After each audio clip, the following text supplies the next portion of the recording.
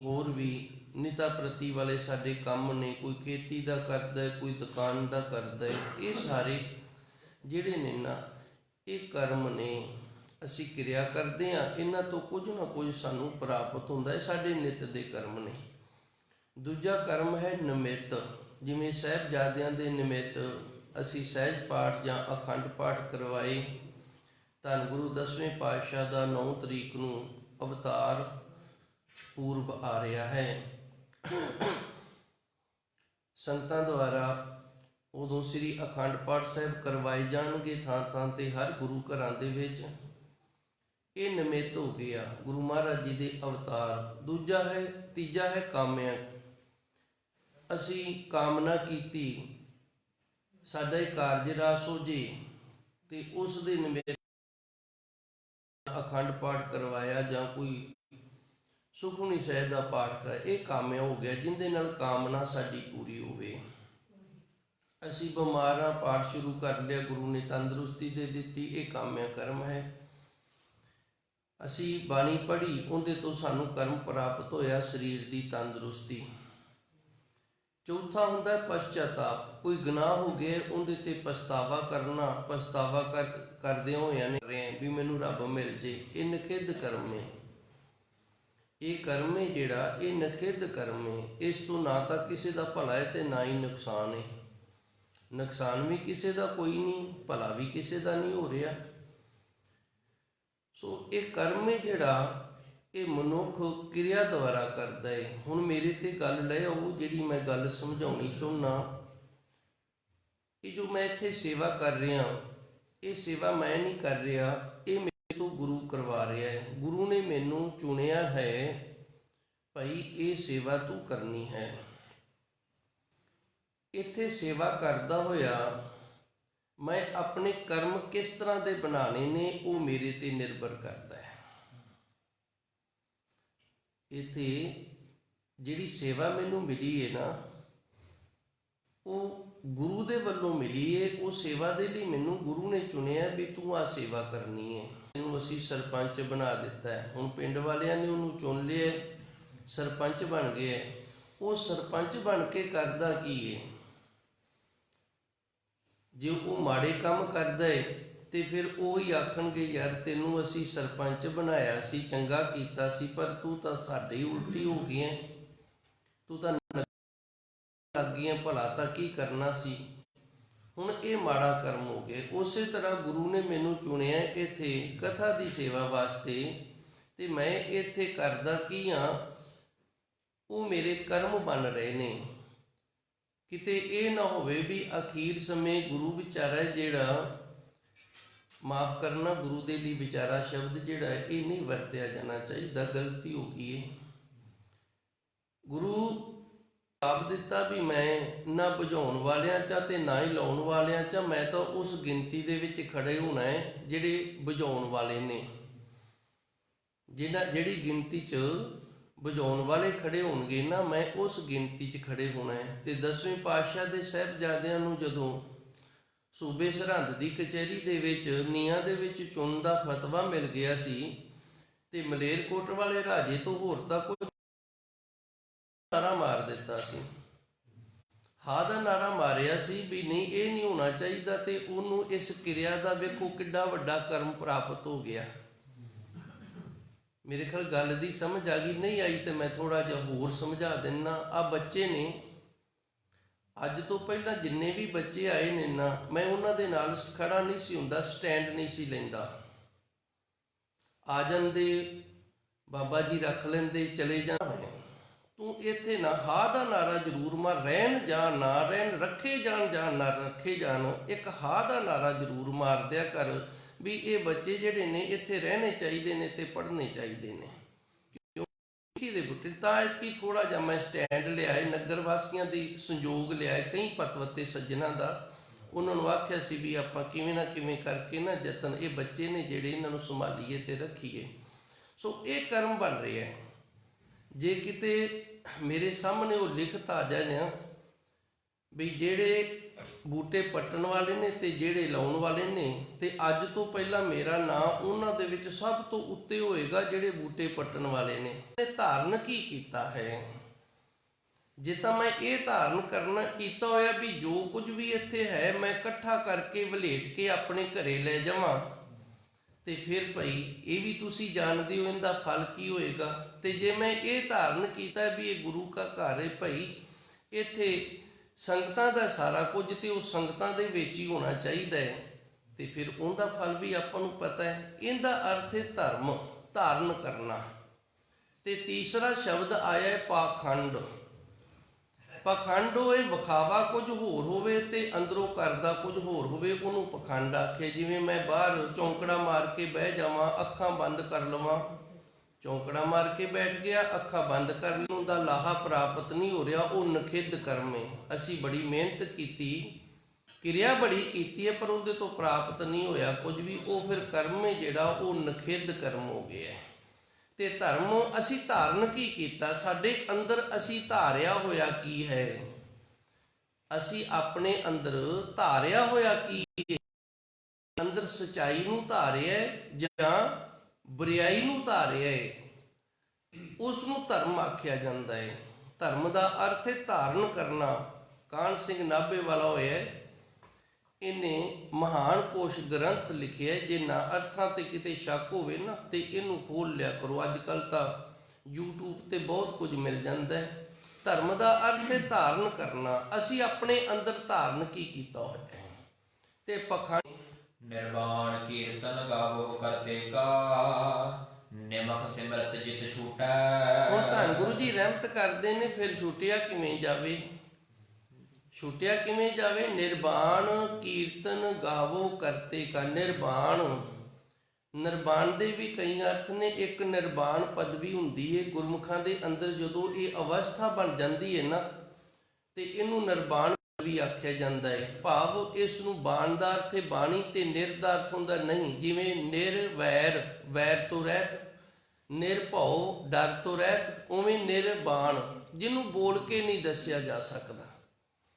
ਨਿਰਵਾਣ ਇੱਕ ਪਦਵੀ ਦਾ ਨਾਂ ਹੈ।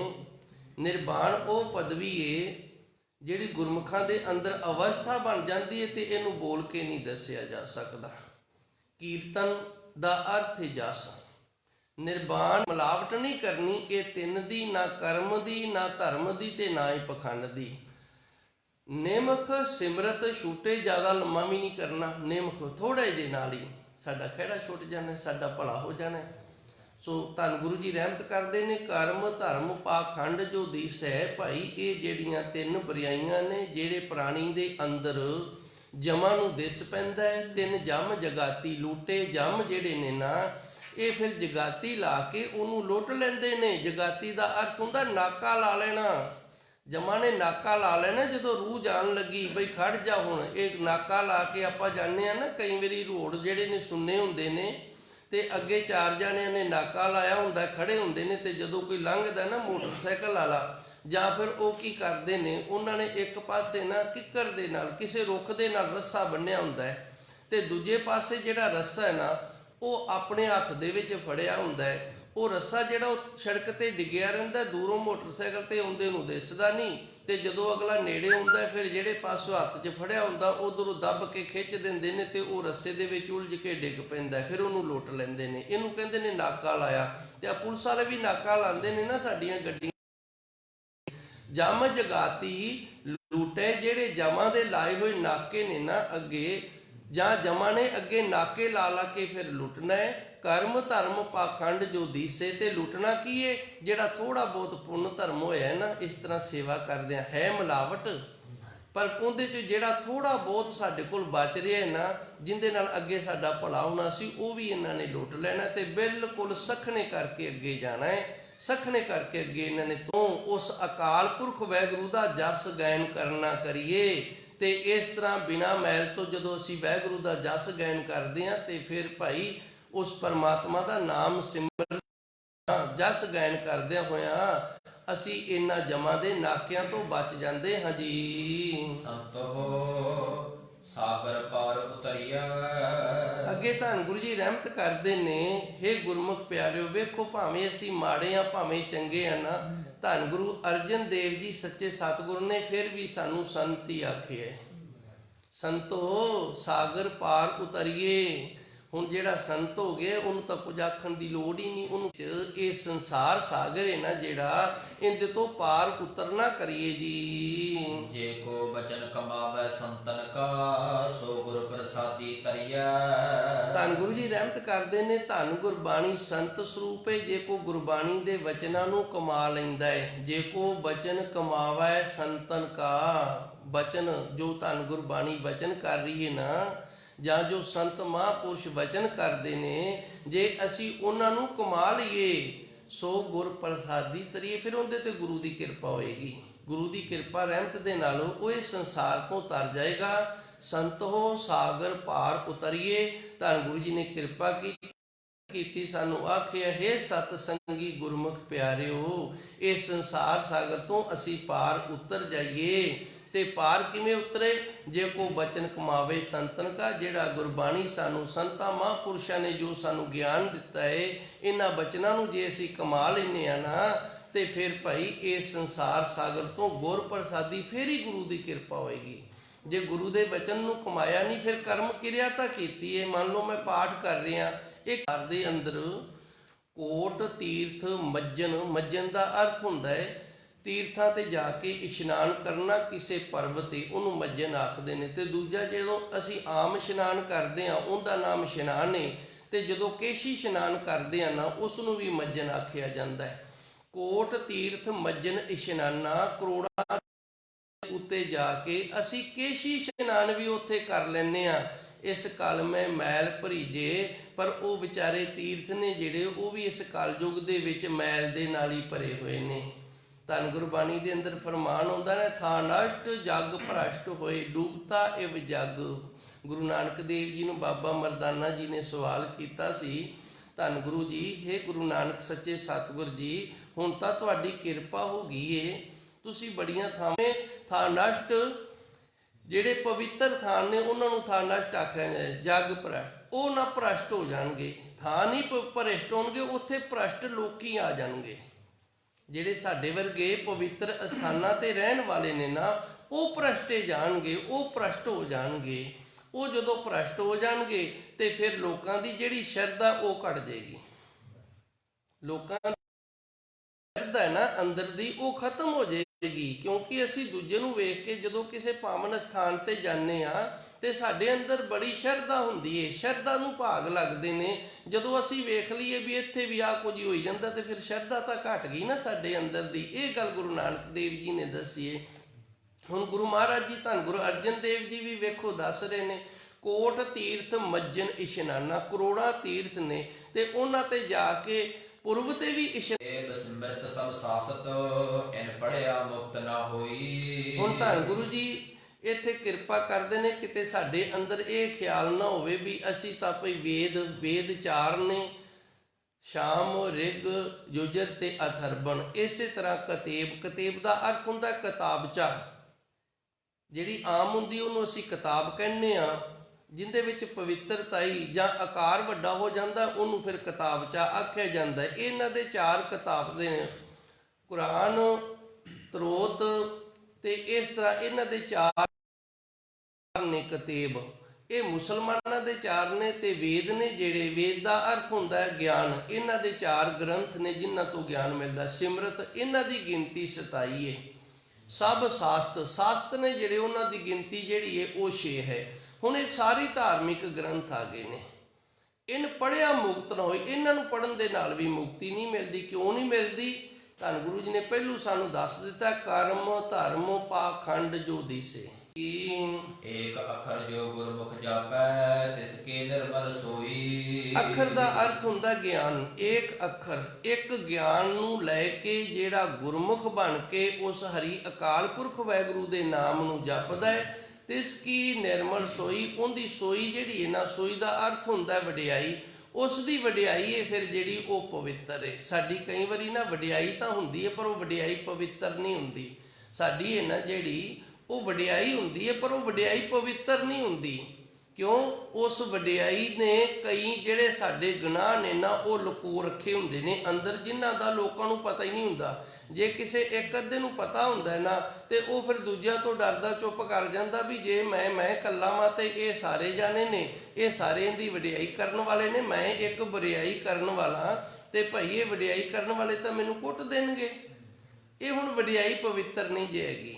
ਏਕ ਅੱਖਰ ਜੋ ਗੁਰਮੁਖ ਜਾਪੇ, ਜਿਹੜਾ ਗੁਰਮੁਖ ਇੱਕ ਗਿਆਨਵਾਨ ਹੋ ਕੇ ਸੱਚੇ ਸਤਿਗੁਰ ਦੇ ਨਾਮ ਨੂੰ ਜਪਦਾ ਨਾ, ਉਸ ਦੀ ਵਡਿਆਈ ਹੈ ਜਿਹੜੀ ਉਹ ਵਡਿਆਈ ਪਵਿੱਤਰ ਹੈ ਜੀ। ਖਤਰੀ ਬ੍ਰਾਹਮਣ ਸੂਦ ਵੈਸ ਉਪਦੇਸ਼ ਚੌ ਵਰਨਾ ਕਉ ਸਾਜਾ। ਅੱਗੇ ਧੰਨ ਗੁਰੂ ਜੀ ਰਹਿਮਤ ਕਰਦੇ ਨੇ ਸੱਚੇ ਸਤਿਗੁਰ ਜੀ, ਇਹ ਸਮਾਜ ਨੂੰ ਨਾ ਮਨੂੰ ਲਿਖੀ ਹੋਇਆ ਇੱਕ, ਤੇ ਉਹਨੇ ਇੱਕ ਸਿਮਰਤੀ ਲਿਖੀ ਹੈ, ਜਿਹੜੀਆਂ 27 ਸਿਮਰਤੀਆਂ ਨੇ ਉਹਦੇ ਵਿੱਚੋਂ ਉਹ ਮਨੂੰ ਸਿਮਰਤੀ ਦੇ ਨਾਂ ਦੇ ਨਾਲ ਜਾਣੀ ਜਾਂਦੀ ਹੈ। ਇਹ ਜਿਹੜੀ ਮਨੂੰ ਹੋਇਆ ਜਿਹੜਾ ਮਨੂੰ ਸਿਮਰਤੀ ਹੈ, ਇਹਦੇ ਵਿੱਚ ਸਮਾਜ ਨੂੰ 4 ਵਰਨਾਂ ਦੇ ਵਿੱਚ ਵੰਡਿਆ ਸੀ। 4 ਵਰਨ ਕਿਹੜੇ ਸਨ? ਬ੍ਰਾਹਮਣ ਉਹਨੂੰ ਆਖਿਆ ਜਾਂਦਾ ਸੀ ਜਿਹੜੀਆਂ ਬ੍ਰਹਮ ਦੀਆਂ ਗੱਲਾਂ ਕਰਦਾ ਹੋਵੇ, ਜਿਹਦੇ ਦਿਮਾਗ ਦੇ ਵਿੱਚ ਹਰ ਵਕਤ ਬ੍ਰਹਮ ਦਾ ਖਿਆਲ ਬਣਿਆ ਰਹਿੰਦਾ ਹੋਵੇ ਤੇ ਬ੍ਰਹਮ ਦੇ ਨਾਲ ਜੁੜਿਆ ਰਹਿੰਦਾ ਹੋਵੇ, ਪ੍ਰਭੂ ਪਰਮਾਤਮਾ ਦੇ ਨਾਲ ਜੁੜਿਆ ਰਹਿੰਦਾ ਹੋਵੇ, ਉਹਨੂੰ ਬ੍ਰਾਹਮਣ ਆਖਿਆ ਜਾਂਦਾ ਸੀ। ਤੇ ਖੱਤਰੀ ਉਹਨੂੰ ਆਖਿਆ ਜਾਂਦਾ ਸੀ, ਖੱਤਰੀ ਦਾ ਅਰਥ ਹੈ ਸਿਪਾਹੀ। ਉਹਨੂੰ ਸੂਰਬੀਰ ਯੋਧਾ ਆਖਿਆ ਜਾਂਦਾ ਸੀ, ਉਹਨੂੰ ਸਿਪਾਹੀ ਆਖਿਆ ਜਾਂਦਾ ਸੀ ਜਿਹੜਾ ਆਪਣੀ ਕੌਮ ਤੇ ਆਪਣੇ ਦੇਸ਼ ਦੀ ਰਾਖੀ ਕਰਨ ਵਾਲਾ ਹੋਵੇ, ਉਹਨੂੰ ਫਿਰ ਖੱਤਰੀ ਆਖਿਆ ਜਾਂਦਾ। ਅੱਗੇ ਸੂਦ ਉਹਨੂੰ ਆਖਿਆ ਜਾਂਦਾ ਸੀ ਜਿਹਦੇ ਕੋਲ ਨਾ ਆਪ ਦੀ ਕੋਈ ਦੁਕਾਨ ਸੀ, ਨਾ ਆਪ ਦਾ ਕੋਈ ਖੇਤ ਸੀ, ਭਾਵ ਜਿਹਦੇ ਕੋਲ ਆਪ ਦਾ ਕੋਈ ਕਾਰੋਬਾਰ ਨਹੀਂ ਹੁੰਦਾ। ਫਿਰ ਉਹ ਕਰਦਾ ਕੀ ਹੈ? ਜਿਹੜੇ ਲੋਕਾਂ ਦੇ ਕਾਰੋਬਾਰ ਨੇ ਨਾ ਉਹਨਾਂ ਦੇ ਵਿੱਚ ਜਾ ਕੇ ਫਿਰ ਉਹ ਹੱਥ ਵਟਾ ਕੇ ਤੇ ਉਹਨਾਂ ਤੋਂ ਉਸ ਦੇ ਬਦਲੇ, ਕੰਮ ਦੇ ਬਦਲੇ ਪੈਸੇ ਲੈ ਕੇ ਆਪ ਦਾ ਤੇ ਆਪ ਦੇ ਪਰਿਵਾਰ ਦਾ ਪੇਟ ਪਾਲਦਾ, ਉਹਨੂੰ ਸੂਦ ਆਖਿਆ ਜਾਂਦਾ ਸੀ। ਵੈਸੇ ਇਹ ਸ਼ੁੱਧ ਸ਼ਬਦ ਹੈ ਨਾ ਜਿਹੜਾ, ਇਹ ਸੋਧਾਰੇ ਭਾਈ ਕਿਸੇ ਪ੍ਰਭੂ ਪਰਮਾਤਮਾ ਦੇ ਦਰ ਦੇ ਜਿਹੜੇ ਨੇ, ਜਿਹੜਾ ਹੁਣ ਗਰੀਬ ਹੈ ਜਿਹਦੇ ਕੋਲ ਆਪ ਦਾ ਵੀ ਸਾਧਨ ਨਹੀਂ, ਕੋਈ ਸਾਧਨ ਨਹੀਂ, ਕਿਸੇ ਦੇ ਹੋਰ ਜਾਣਾ ਹੈ ਤੇ ਉਹ ਰੱਬ ਦੇ ਦਰ ਨਾਲ ਹੀ ਜੁੜਿਆ ਵੀ ਸੱਚੇ ਸਤਿਗੁਰ ਤੇਰੀ ਕਿਰਪਾ ਨਾਲ ਕੋਈ ਆ ਜਾਏ ਤੇ ਮੈਨੂੰ ਦਿਹਾੜੀ ਤੇ ਲੈ ਜਾਵੇ ਤੇ ਮੇਰੇ ਅੱਜ ਦਾ ਦਿਨ ਜਿਹੜਾ ਚੱਲ ਜਾਵੇ। ਸੋ ਇਹ ਨਾ ਬਾਅਦ ਦੇ ਵਿੱਚ ਫਿਰ ਇਹਨੂੰ ਸੂਦਰ ਸ਼ਬਦ ਜਿਹੜਾ ਨਾ, ਸੋਦਰ ਤੋਂ ਨਾ ਸੂਦਰ ਸ਼ਬਦ ਦੇ ਜਿਹੜਾ ਉਹ ਬਣ ਗਿਆ। ਸੱਸੇ ਨੂੰ ਔਂਕੜ ਦੱਦਾ ਤੇ ਰਾਰਾ, ਇਸ ਤਰ੍ਹਾਂ ਸੋਦਰ ਜਿਹੜਾ ਮਨੂੰ ਸਿਮਰਤੀ ਉਹਦੇ ਵਿੱਚ ਲਿਖਿਆ ਹੈ। ਤੇ ਅੱਗੇ ਹੈ ਵੈਸ ਉਹਨੂੰ ਆਖਿਆ ਜਾਂਦਾ ਜਿਹਦੇ ਕੋਲ ਆਪ ਦਾ ਕਾਰੋਬਾਰ ਹੋਵੇ, ਭਾਵੇਂ ਉਹ ਵਪਾਰ ਕਰਦਾ, ਭਾਵੇਂ ਦੁਕਾਨ ਕਰਦਾ, ਭਾਵੇਂ ਖੇਤੀ ਕਰਦਾ, ਜਿਹਦਾ ਆਪ ਦਾ ਕਾਰੋਬਾਰ ਹੈ, ਜਿਹੜਾ ਆਪ ਦੇ ਕਾਰੋਬਾਰ ਦੇ ਵਿੱਚ ਮਸਤ ਰਹਿੰਦਾ, ਉਹਨੂੰ ਵੈਸ਼ਨਵ ਆਖਿਆ ਜਾਂਦਾ ਹੈ। ਤੇ ਇਹ 4 ਵਰਨ ਸਨ ਜਿਹੜੇ, ਇਹਨਾਂ 4 ਵਰਨਾਂ ਦਾ ਇਸ ਤਰ੍ਹਾਂ ਮਨੂੰ ਨੇ ਵਖਰੇਵਾਂ ਕੀਤਾ ਹੋਇਆ ਸੀ ਵੀ ਦੁਨੀਆ ਨਾ ਜਿਹੜੀ ਬੰਦੇ ਨੇ ਜਿਹੜੇ ਇਹ 4 ਪ੍ਰਕਾਰ ਦੇ ਨੇ। ਜਿਵੇਂ ਸੰਤ ਬਾਬਾ ਗੁਰਬਚਨ ਸਿੰਘ ਜੀ ਨੇ ਆਪਣੇ ਜੀਵਨ ਦੇ ਵਿੱਚ ਕਮਾਈ ਕਰਕੇ ਉਹਨਾਂ ਨੇ ਲਿਖਿਆ ਸੀ ਵੀ ਪ੍ਰਾਣੀ ਨੇ ਨਾ ਜਿਹੜੇ 3 ਪ੍ਰਕਾਰ ਦੇ ਨੇ, ਉੱਤਮ, ਮੱਧਮ ਤੇ ਕਨਿਸ਼ਟ। ਉੱਤਮ, ਮੱਧਮ ਤੇ ਕਨਿਸ਼ਟ ਉਹਨਾਂ ਨੇ ਫਿਰ ਅੱਗੇ ਸਮਝਾਣਾ ਕੀਤਾ ਵੀ ਉੱਤਮ ਉਹ ਨੇ ਜਿਹੜੇ ਪ੍ਰਭੂ ਪਰਮਾਤਮਾ ਦੀ ਪ੍ਰਾਪਤੀ ਵਾਲੇ ਨੇ, ਉਸ ਦੇ ਨਾਮ ਦੇ ਨਾਲ ਜੁੜੇ ਰਹਿੰਦੇ ਨੇ, ਉੱਚਾ ਤੇ ਸੁੱਚਾ ਜੀਵਨ ਜਿਉਂਦੇ ਨੇ, ਉਹ ਉੱਤਮ ਨੇ। ਮੱਧਮ, ਕਦੇ ਨਾਮ ਜਪ ਲਿਆ, ਕਦੇ ਝੂਠ ਬੋਲ ਲਿਆ, ਕਦੇ ਪੁੰਨ ਕਰ ਦਿੱਤਾ, ਕਦੇ ਚੋਰੀ ਕਰ ਦਿੱਤੀ, ਅੱਧ ਵਿਚਾਲੇ। ਤੇ ਕਨਿਸ਼ਟ ਜਿਹੜੇ ਨੇ ਉਹ ਨੇ ਜਿਨ੍ਹਾਂ ਨੇ ਮਾੜਾ ਹੀ ਮਾੜਾ ਕਰਨਾ, ਚੰਗਾ ਕਦੇ ਕਰਨਾ ਨਹੀਂ। ਸੋ ਇਸ ਤਰ੍ਹਾਂ ਇਹ 4 ਵਰਨਾਂ ਦੇ ਵਿੱਚ ਸਮਾਜ ਨੂੰ ਵੰਡਿਆ ਜਿਹੜਾ ਮਨੂੰ ਨੇ। ਹੁਣ ਇਹ ਜਿਹੜੀ ਧੰਨ ਗੁਰਬਾਣੀ ਹੈ ਇਹ ਸਾਨੂੰ ਇੱਥੇ ਇਹ ਦੱਸ ਰਹੀ ਹੈ, ਉਪਦੇਸ਼ ਚਹੋ ਵਰਨਾ ਕੋ ਸਾਂਝਾ, ਬਈ 4 ਵਰਨਾਂ ਨੂੰ ਉਪਦੇਸ਼ ਜਿਹੜਾ ਉਹ ਸਾਂਝਾ। ਕਿਉਂਕਿ ਇਹ ਜਦੋਂ ਬਾਅਦ ਦੇ ਵਿੱਚ ਇਤਨਾ ਜ਼ੋਰ ਪੈ ਗਿਆ ਬ੍ਰਾਹਮਣਾਂ ਦਾ, ਇਹਨਾਂ ਨੇ ਫਿਰ ਕਹਿਤਾ ਵੀ ਜਿਹੜਾ ਸ਼ੂਦਰ ਹੈ ਨਾ ਉਹ ਜਿਹੜੇ ਵੇਦ ਸ਼ਾਸਤਰ ਨੇ ਨਾ ਉਹਨਾਂ ਦਾ ਉਪਦੇਸ਼ ਨਹੀਂ ਲੈ ਸਕਦਾ। ਜਿਹੜਾ ਸ਼ੂਦਰ ਹੈ ਨਾ ਉਹ ਭਾਈ ਜਿਹੜੇ ਵੇਦ ਸ਼ਾਸਤਰ ਨੇ ਉਹਨਾਂ ਦਾ ਉਪਦੇਸ਼ ਨਹੀਂ ਲੈ ਸਕਦਾ, ਉਹਨਾਂ ਦਾ ਗਿਆਨ ਨਹੀਂ ਲੈ ਸਕਦਾ। ਇੱਥੋਂ ਤੱਕ ਇਤਨਾ ਅਤਿਆਚਾਰ ਹੋਣ ਲੱਗ ਗਿਆ, ਜੇ ਕੋਈ ਕਿਸੇ ਵੇਦ ਸ਼ਾਸਤਰ ਦੇ ਸ਼ਬਦ ਨੂੰ ਸੁਣ ਲੈਂਦਾ ਨਾ ਤੇ ਉਹਦੇ ਕੰਨ ਦੇ ਵਿੱਚ ਸਿੱਕਾ ਢਾਲ ਕੇ ਪਾਇਆ ਜਾਂਦਾ ਵੀ ਇਹਨੇ ਵੇਦ ਦਾ ਮੰਤਰ ਜਿਹੜਾ ਇਹ ਕਿਉਂ ਸੁਣ ਲਿਆ। ਸੋ ਤਾਂ ਤੇ ਧੰਨ ਗੁਰੂ ਅਰਜਨ ਦੇਵ ਜੀ ਰਹਿਮਤ ਕਰਦੇ ਨੇ ਵੀ ਅਸੀਂ ਕਿਸੇ ਇੱਕ ਨੂੰ ਨਹੀਂ ਆਖ ਰਹੇ, ਨਾ ਕਿਸੇ ਇਕੱਲੇ ਬ੍ਰਾਹਮਣ ਤੇ ਲਈਏ, ਨਾ ਕਿਸੇ ਇਕੱਲੇ ਸੈਨਿਕ ਦੇ ਲਈ ਏ, ਨਾ ਕਿਸੇ ਇਕੱਲੇ ਵੈਸ਼ਨਵ ਦੇ ਲਈ ਤੇ ਨਾ ਹੀ ਕਿਸੇ ਇਕੱਲੇ ਸ਼ੂਦਰ ਦੇ ਲਈ। ਉਪਦੇਸ਼ ਚਹੁ ਵਰਨਾ ਕੋ ਸਾਂਝਾ, ਇਹ ਗੁਰਬਾਣੀ ਏ, ਇਹ ਚਾਰਾਂ ਵਰਨਾਂ ਨੂੰ ਸਾਂਝਾ ਉਪਦੇਸ਼ ਦਿੰਦੀ ਹੈ ਜੀ। ਗੁਰਮੁਖ ਨਾਮ ਜਪੈ ਉਧਰੈ ਸੋ ਕਲ ਮਹਿ, ਘਟ ਘਟ ਨਾਨਕ ਮਾਝਾ। ਹੁਣ ਧੰਨ ਗੁਰੂ ਜੀ ਰਹਿਮਤ ਕਰਦੇ ਨੇ, ਜਿਹੜਾ ਗੁਰਮੁਖ ਹੋ ਕੇ ਪ੍ਰਭੂ ਪਰਮਾਤਮਾ ਦਾ ਨਾਮ ਜਪੇਗਾ ਉਹਦਾ ਇਸ ਕਲਯੁਗ ਦੇ ਵਿੱਚ ਉਧਾਰ ਹੋ ਜਾਏਗਾ, ਤੇ ਉਹ ਪ੍ਰਭੂ ਪਰਮਾਤਮਾ ਹੈ ਸਾਰਿਆਂ ਦੇ ਵਿੱਚ ਵੀ। ਘਟ ਘਟ ਨਾਨਕ ਮਾਝਾ, ਉਹ ਪ੍ਰਭੂ ਪਰਮਾਤਮਾ ਨੇ ਜਿਹੜਾ ਉਹ ਸਾਡੇ ਸਾਰਿਆਂ ਦੇ ਵਿੱਚ ਹੈ। ਹੁਣ ਗੁਰਮੁਖ ਕੌਣ ਨੇ? ਕਰਮ ਧਰਮ ਪਾਖੰਡ ਜੋ ਦਿਸ ਹੈ, ਜਿੰਦੇ ਵਿੱਚ ਇਹ ਤਿੰਨ ਚੀਜ਼ਾਂ ਨਹੀਂ ਦਿਸਦੀਆਂ।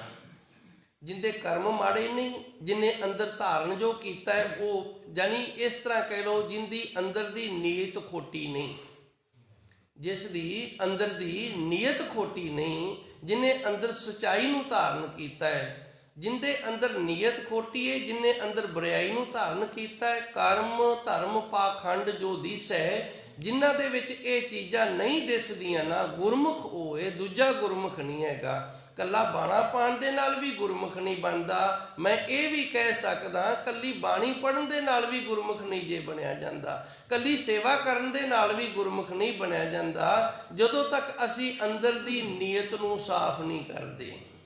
ਜਦੋਂ ਤੱਕ ਸਾਡੇ ਅੰਦਰ ਈਰਖਾ ਦਵੈਸ਼ ਬੁਰਾਈਆਂ ਗੁਨਾਹ ਨੇ ਨਾ ਜਿਹੜੇ, ਇਹ ਚਿੱਕੜ ਨਹੀਂ ਸਾਡਾ ਅੰਦਰ ਦਾ ਸਾਫ਼ ਹੁੰਦਾ, ਉਦੋਂ ਤੱਕ ਅਸੀਂ ਜੋ ਮਰਜ਼ੀ ਆਪਣੇ ਨਾਂ ਦੇ ਅੱਗੇ ਸੰਤ ਲਿਖਵਾ ਲਈਏ, ਗਿਆਨੀ ਜੀ ਲਿਖਵਾ ਲਈਏ, ਮਾਸਟਰ ਜੀ ਲਿਖਵਾ ਲਈਏ, ਜੋ ਮਰਜ਼ੀ ਲਿਖਵਾ ਲਈਏ, ਉਦੋਂ ਤੱਕ ਅਸੀਂ ਗੁਰਮੁਖ ਨਹੀਂ ਹੈਗੇ। ਤੇ ਜਦੋਂ ਤੱਕ ਗੁਰਮੁਖ ਨਹੀਂ ਹੈਗੇ ਉਦੋਂ ਤੱਕ ਸਾਡਾ ਜਿਹੜਾ ਨਾਮ ਜਪਿਆ ਉਹ ਇੱਕ ਕਿਰਿਆ ਹੈ, ਕਰਮ ਨਹੀਂ ਮਿਲਿਆ। ਉਹ ਇੱਕ ਕਿਰਿਆ ਹੈ, ਕਿਰਿਆ ਹੋ ਰਹੀ ਏ, ਪਰ ਉਸ ਦਾ ਜਿਹੜਾ ਕਰਮ ਫਲ ਏ ਉਹ ਸਾਨੂੰ ਪ੍ਰਾਪਤ ਨਹੀਂ ਹੋ ਰਿਹਾ। ਕਿਉਂ ਨਹੀਂ ਹੋ ਰਿਹਾ? ਕਿਉਂਕਿ ਜਿਹੜੇ ਕੱਪੜੇ ਨੂੰ ਅਸੀਂ ਮੈਲੇ ਪਾਣੀ ਦੇ ਨਾਲ ਧੋਵਾਂਗੇ ਉਹਦੀ ਮੈਲ ਜਿਹੜੀ ਏ ਉਹ ਵੱਧ ਤਾਂ ਸਕਦੀ ਏ। ਹੁਣ ਹੈ ਪਾਣੀ, ਤੇ ਪਾਣੀ ਹੈ ਜਿਹੜਾ ਉਹ ਅਸੀਂ ਮੈਲਾ ਕਰ ਬੈਠੇ ਹਾਂ, ਮੈਲੇ ਪਾਣੀ ਦੇ ਨਾਲ ਹੀ ਵਸਤਰ ਨੂੰ ਧੋਈ ਜਾਂਦੇ ਹਾਂ, ਤੇ ਫਿਰ ਭਾਈ ਮੈਲ ਹੈ ਜਿਹੜੀ ਉਹ ਕੱਪੜੇ ਦੀ ਨਿਕਲੇਗੀ ਨਹੀਂ। ਤਾਂ ਤੇ ਧੰਨ ਗੁਰੂ ਅਰਜਨ ਦੇਵ ਜੀ ਨੇ ਕਿਰਪਾ ਕੀਤੀ ਇਸ ਪਾਵਨ ਫਰਮਾਨ ਦੇ ਅੰਦਰ ਸਾਨੂੰ ਇਹ ਗੱਲ ਦੱਸੀ ਹੈ, ਗੁਰਮੁਖ ਨਾਮ ਜਪੈ ਉਧਰੇ ਸੋ ਕਾਲ ਮਹਿ। ਇਹ ਕਲਯੁਗੇ ਭਾਈ ਅਬ ਕੱਲੂ ਆਇਓ ਰੇ, ਏਕ ਨਾਮ ਬੋਵੋ ਬੋਵੋ। ਧੰਨ ਗੁਰੂ ਅਰਜਨ ਦੇਵ ਜੀ ਨੇ ਬਸੰਤ ਰਾਗ ਦੇ ਅੰਦਰ ਦੱਸਿਆ, ਭਾਈ ਗੁਰਮੁਖ ਹੁਣ ਕਲਯੁਗ ਆ ਗਿਆ ਜੇ, ਕਲਯੁਗ ਆ ਗਿਆ ਤੇ ਅਸੀਂ ਧਾਰਨਾ ਕਿਹੜੀ ਬਣਾਣੀ ਹੈ ਅੰਦਰ ਦੀ? ਅੰਦਰ ਧਾਰਨ ਕੀ ਕਰਨਾ ਹੈ? ਉਸ ਪ੍ਰਭੂ ਪਰਮਾਤਮਾ ਦਾ ਨਾਮ ਬੀਜਣਾ ਹੈ ਅੰਦਰ। ਇਹ ਨਾ ਹੋਵੇ ਵੀ ਅੱਗੇ ਅੱਗੇ ਇੱਕ ਜਣਾ ਕੇਰਾ ਕੇਰੀ ਜਾਂਦਾ ਹੋਵੇ ਤੇ ਦੂਜੇ ਨੇ ਮਗਰ ਹਲ ਜੋੜਿਆ ਹੋਵੇ, ਉਹ ਕੇਰੇ ਹੋਏ ਦੇ ਉੱਤੇ ਮਿੱਟੀ ਪਾਈ ਜਾਂਦਾ ਹੋਵੇ, ਉਹਨੂੰ ਦੱਬੀ ਜਾਂਦਾ ਹੋਵੇ, ਤੇ ਫਿਰ ਭਈ ਉਹ ਦਾਣੇ ਨਹੀਂ ਉਗਣਗੇ। ਕਿਰਿਆ ਹੋ ਰਹੀ ਹੈ ਪਰ ਨਖਿੱਧ ਕਿਰਿਆ ਹੋ ਰਹੀ ਹੈ, ਨਖਿੱਧ ਕਰਮ ਹੋ ਰਿਹਾ ਹੈ। ਹੋ ਸਕਦਾ ਇਹ ਪਾਪ ਕਰਮ ਬਣ ਰਿਹਾ ਹੋਵੇ, ਸਾਡੇ ਤੋਂ ਗੁਨਾਹ ਹੋ ਰਿਹਾ ਹੋਵੇ, ਤਾਂ ਕਰਕੇ ਗੁਰੂ ਜੀ ਰਹਿਮਤ ਕਰਦੇ ਨੇ ਗੁਰਮੁਖ ਹੋ ਕੇ ਪ੍ਰਭੂ ਪਰਮਾਤਮਾ ਦਾ ਨਾਮ ਜਪਣਾ ਕਰੀਏ। ਇਸ ਕਲਯੁਗ ਦੇ ਵਿੱਚ ਸਾਡਾ ਉਧਾਰ ਫੇਰ ਹੋਵੇਗਾ। ਘਟ ਘਟ ਨਾਨਕ ਮਾਝਾ, ਉਹ ਸਾਰਿਆਂ ਦੇ ਵਿੱਚ ਏ। ਜੇ ਅਸੀਂ ਉਹਨੂੰ ਸਾਰਿਆਂ ਦੇ ਵਿੱਚ ਸਮਝਾਂਗੇ ਤੇ ਫਿਰ ਕਿਹਦੇ ਨਾਲ ਈਰਖਾ ਕਰਾਂਗੇ, ਕਿਹਦੇ ਨਾਲ ਦਵੈਸ ਕਰਾਂਗੇ, ਕਿਹਦਾ ਬੁਰਾ ਕਰਾਂਗੇ, ਕਿਉਂਕਿ ਸਾਰਿਆਂ ਦੇ ਵਿੱਚ ਹੈ ਨਾ। ਤੇ ਜਦੋਂ ਤੱਕ ਅਸੀਂ ਇਸ ਗੱਲ ਨੂੰ ਧਾਰਨ ਨਹੀਂ ਕਰਦੇ ਵੀ ਉਹ ਸਾਰਿਆਂ ਦੇ ਵਿੱਚ ਹੈ, ਉਦੋਂ ਤੱਕ ਸਾਡੇ ਵਿੱਚੋਂ ਜਿਹੜੀ ਈਰਖਾ ਦਵੈਸ ਹੈ ਉਹ ਵੀ ਨਹੀਂ ਜਾਏਗੀ। ਸੋ ਧੰਨ ਗੁਰੂ ਅਰਜਨ ਦੇਵ ਜੀ ਸੱਚੇ ਸਤਿਗੁਰ ਕਿਰਪਾ ਕਰਦੇ ਨੇ ਭਾਈ, ਉਹ ਸਾਰਿਆਂ ਦੇ ਅੰਦਰ ਹੈ ਜੀ। ਸੋਈ ਮਹੱਲਾ ਪੰਜਵਾ, ਜੋ ਕਿਛ ਕਰੈ ਸੋਈ ਪ੍ਰਭ ਮਨ ਹੈ, ਓਏ ਰਾਮ ਨਾਮ ਰੰਗ ਰਾਤੇ। ਪਾਵਨ ਸ਼ਬਦ ਦੇ ਅੰਦਰ ਧੰਨ ਗੁਰੂ ਅਰਜਨ ਦੇਵ ਜੀ ਕਿਰਪਾ ਕਰਦੇ ਨੇ, ਜੋ ਕਿਛ ਕਰੇ ਸੋਈ ਪ੍ਰਭ ਮਨ ਹੈ। ਉਹ ਮੇਰਾ ਵਾਹਿਗੁਰੂ ਹੈ ਨਾ, ਉਹ ਮੰਨ ਲੈਂਦਾ ਹੈ ਕਿੰਦੀ? ਸੰਤ ਦੀ। ਉਹ ਜਿਹੜਾ ਕੁਝ ਵੀ ਕਰਦਾ ਨਾ ਰੱਬ ਮੰਨ ਲੈਂਦਾ ਹੈ। ਰਾਮ ਨਾਮ ਰੰਗ ਰਾਤੇ, ਕਿੰਦੀ ਮੰਨਦਾ ਹੈ? ਜਿਹੜੇ ਉਸ ਪ੍ਰਭੂ ਪਰਮਾਤਮਾ ਦੇ ਨਾਮ ਦੇ ਵਿੱਚ ਰੰਗੇ ਹੋਏ ਨੇ। ਓਏ ਰਾਮ ਨਾਮ ਰੰਗ ਰਾਤੇ ਜਿਹੜੇ ਮੇਰੇ ਵਾਹਿਗੁਰੂ ਪਰਮਾਤਮਾ ਦੇ ਪ੍ਰੇਮ ਰੰਗ ਦੇ ਵਿੱਚ ਰੰਗੇ ਹੋਏ ਨੇ। ਜੋ ਕੁਛ ਕਰੇ ਸੋਈ ਪ੍ਰਭ ਮਾਨੇ, ਜਿਹੜਾ ਵੀ ਉਹ ਕਰਨਗੇ ਨਾ ਸੱਚੇ ਸਤਿਗੁਰ ਨੂੰ, ਉਹ ਵਾਹਿਗੁਰੂ ਪਰਮਾਤਮਾ ਅਕਾਲ ਪੁਰਖ ਉਹਨਾਂ ਦੀ ਗੱਲ ਨੂੰ ਮੰਨਦਾ ਹੈ ਜੀ। ਤਿਨ ਕੀ ਸੋਭਾ ਸਭਨੇ ਥਾਈ, ਜਿਨ ਪ੍ਰਭ ਕੇ ਚਰਨ ਪਰਾਤੇ। ਉਹਨਾਂ ਦੀ ਵਡਿਆਈ ਹੈ ਫਿਰ ਜਿਹੜੀ ਉਹ ਸਾਰੀਆਂ ਥਾਵਾਂ ਤੇ ਹੈ, ਹਰ ਥਾਂ ਤੇ ਫਿਰ ਉਹਨਾਂ ਨੂੰ ਵਡਿਆਇਆ ਜਾਏਗਾ, ਭਾਵੇਂ ਉਹ ਲੋਕ ਦੇ ਵਿੱਚ ਨੇ ਭਾਵੇਂ ਪਰਲੋਕ ਦੇ ਵਿੱਚ ਨੇ। ਜਿਨ ਪ੍ਰਭ ਕੇ ਚਰਨ ਪਰਾਤੇ, ਜਿਨ੍ਹਾਂ ਨੇ ਪ੍ਰਭੂ ਪਰਮਾਤਮਾ ਦੇ ਚਰਨਾਂ ਦੀ ਪ੍ਰਾਪਤੀ ਕਰ ਲਈ ਹੈ। ਧੰਨ ਗੁਰੂ ਜੀ ਨੇ ਰਹਿਮਤ ਕੀਤੀ ਇਸ ਪਾਵਨ ਸ਼ਬਦ ਦੇ ਅੰਦਰ, ਸਾਨੂੰ ਇਹ ਦੱਸਿਆ ਹੈ ਜਿਹੜਾ ਪ੍ਰਭੂ ਪਰਮਾਤਮਾ ਦੇ ਪ੍ਰੇਮ ਰੰਗ ਦੇ ਵਿੱਚ ਰੰਗਿਆ ਹੋਇਆ ਹੈ, ਉਹਦੀ ਗੱਲ ਨੂੰ ਸੱਚੇ ਸਤਿਗੁਰ ਮੰਨਦੇ ਨੇ। ਉਹਨਾਂ ਦੀ ਜਿਹੜੀ ਸੋਭਾ ਹੈ ਨਾ ਲੋਕ ਤੇ ਪਰਲੋਕ ਦੇ ਵਿੱਚ ਦੋਵਾਂ ਥਾਵਾਂ ਤੇ ਹੈ। ਹੁਣ ਨਿੰਦਕ ਤਾਂ ਜਿਹੜਾ ਸੀ ਉਹ ਭਗਤ ਕਬੀਰ ਦਾ ਵੀ ਸੀ, ਇੱਥੋਂ ਤੱਕ ਕਿ ਗੁਰੂ ਨਾਨਕ ਦੇਵ ਜੀ ਦੀ ਵੀ ਨਿੰਦਿਆ। ਇਹ ਹੁੰਦੇ ਨੇ ਕੁਝ ਇੱਕ ਨਿੰਦਕ, ਉਹ ਨਿੰਦਕ ਕਿਉਂ ਨੇ? ਉਹਨਾਂ ਤੋਂ ਸੋਭਾ ਨਹੀਂ ਸਾਰੀ ਜਾਂਦੀ। ਨਿੰਦਕ ਕਿਉਂ ਕਰਦੇ ਆ? ਸਾਡੇ ਤੋਂ ਵਡਿਆਈ ਨਹੀਂ ਸਾਰੀ ਜਾਂਦੀ। ਹੁਣ ਉੱਲੂ ਹੁੰਦਾ, ਸੂਰਜ ਨਿਕਲਦਾ, ਆਪਾਂ ਸਾਰੇ ਖੁਸ਼ ਹੋ ਜਾਂਦੇ ਆ, ਸ਼ੁਕਰ ਹੈ ਮਾਲਕਾ ਤੇਰੀ ਕਿਰਪਾ ਦੇ ਨਾਲ ਅੱਜ ਦਾ ਦਿਨ ਸਾਨੂੰ ਜਿਉਣ ਨੂੰ ਹੋਰ ਮਿਲ ਗਿਆ। ਵਡਿਆਈ ਕਰਦੇ ਉਸ ਪ੍ਰਭੂ ਪਰਮਾਤਮਾ ਦੀ, ਪਰ ਉੱਲੂ ਹੈ ਜਿਹੜਾ ਉਹਨੂੰ ਸਿਆਪਾ ਪੈ ਜਾਂਦਾ ਹੈ, ਉਹ ਦੁਖੀ ਹੋ ਜਾਂਦਾ ਹੈ। ਇਸੇ ਤਰ੍ਹਾਂ ਜਦੋਂ ਇਸ ਤਰ੍ਹਾਂ ਦੇ ਨਾਮ ਜਪਣ ਵਾਲਿਆਂ ਦੀ ਵਡਿਆਈ ਹੁੰਦੀ ਹੈ ਤੇ ਪ੍ਰਭੂ ਪਰਮਾਤਮਾ ਉਹਨਾਂ ਦੀਆਂ ਅਰਦਾਸਾਂ ਬੇਨਤੀਆਂ ਨੂੰ ਫਿਰ ਮੰਨਦਾ ਹੈ ਨਾ, ਉਹਨਾਂ ਦੀ ਸੋਭਾ ਤਾਂ ਜ਼ਰੂਰ ਬਣਦੀ ਏ। ਪਰ ਜਿਹੜੇ ਉੱਲੂ ਬਿਰਤੀ ਵਾਲੇ ਨੇ ਨਾ, ਉਹਨਾਂ ਦੀਆਂ ਅੱਖਾਂ ਫਿਰ ਝੁੰਧਿਆਣ ਲੱਗ ਜਾਂਦੇ ਨੇ, ਬਈ ਇਹਨੂੰ ਲੋਕੀ ਬੜਾ ਵਡਾਉਂਦੇ ਨੇ, ਇਹਦੇ ਕੋਲ ਬੜਾ ਆਉਂਦੇ ਨੇ, ਇਹ ਦੁੱਖ ਕਰਨ ਲੱਗ ਜਾਂਦੇ ਨੇ। ਤਿਨ ਕੀ ਸੋਭਾ ਸਭਨੀ ਥਾਈ, ਜਿਨ ਪ੍ਰਭ ਕੇ ਚਰਨ ਪਰਾਤੇ, ਜਿਨ੍ਹਾਂ ਨੇ ਪ੍ਰਭੂ ਪਰਮਾਤਮਾ ਦੇ ਚਰਨਾਂ ਦੀ ਪ੍ਰਾਪਤੀ ਕੀਤੀ ਹੋਈ ਹੈ ਜੀ। ਮੇਰੇ RAM ਹਰ ਸੰਤਾ ਜੇ ਵਡ ਨਾ ਕੋਈ। ਇਹ ਮੇਰੇ ਵਾਹਿਗੁਰੂ ਜੀ ਜਿਹੜੇ ਤੇਰੇ ਸੰਤ ਨੇ ਨਾ, ਉਹਨਾਂ ਦੇ ਬਰਾਬਰ ਕੋਈ ਨਹੀਂ ਹੈ ਜੀ। ਭਗਤਾ ਬਣ ਆਏ ਪ੍ਰਭ ਆਪਣੇ ਸਿਓ, ਜਲ ਥਲ ਮਹੀਲ ਸੋਈ। ਜਿਹੜੇ ਤੇਰੇ ਭਗਤ ਨੇ ਉਹਨਾਂ ਦੀ ਤੇਰੇ ਨਾਲ ਬਣ ਆਈ ਏ। ਭਗਤਾਂ ਦੀ ਆਪਣੇ ਪ੍ਰਭੂ ਪਰਮਾਤਮਾ ਦੇ ਨਾਲ ਬੜੀ ਬਣਦੀ ਏ, ਦੁਨੀਆ ਵਾਲਿਆਂ ਦੇ ਨਾਲ ਬਣੇ ਭਾਵੇਂ ਨਾ ਬਣੇ, ਉਹਨਾਂ ਦੀ ਆਪਣੇ ਗੁਰੂ ਦੇ ਨਾਲ, ਆਪਣੇ ਪਰਮਾਤਮਾ ਦੇ ਨਾਲ, ਆਪਣੇ ਵਾਹਿਗੁਰੂ ਦੇ ਨਾਲ ਬਣਦੀ ਏ।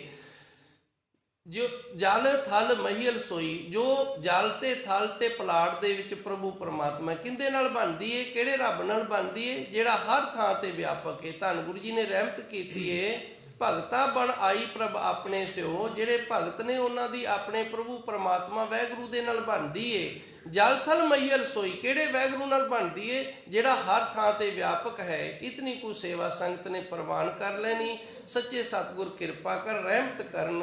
ਆਉਣ ਵਾਲੇ ਸਮੇਂ ਦੇ ਵਿੱਚ ਆਪ ਇਸ ਪਾਵਨ ਸ਼ਬਦ ਦੇ ਜੋ